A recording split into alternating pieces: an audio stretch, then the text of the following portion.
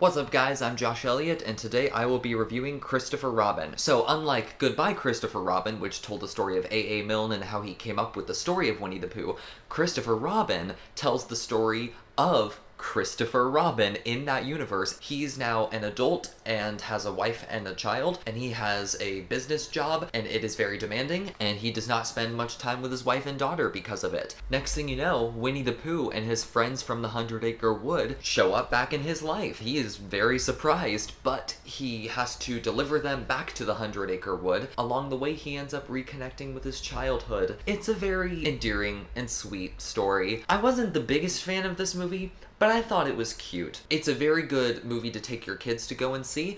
I'm not quite sure if it's a kids movie though. The kids will enjoy Winnie the Pooh and the gang, but not all of the movie is focused on them. A good portion of it is featured just on Christopher Robin, and he's an adult working for this business job. Kids don't really like that kind of stuff, but I think for the most part, kids could enjoy this movie, and adults can enjoy it too, because it's about finding your inner child and connecting with the things that you loved as a kid, and how that can help you connect with your family and your kids. I think that's a really sweet message. Now, I could see it coming from a mile away. I knew what this movie was going to be about and how it was going to end from the trailer. I don't know how much of a problem that is though. I guess for kids, they won't really see it coming. But with me, it kind of took away from the movie because I knew exactly where it was going the entire time.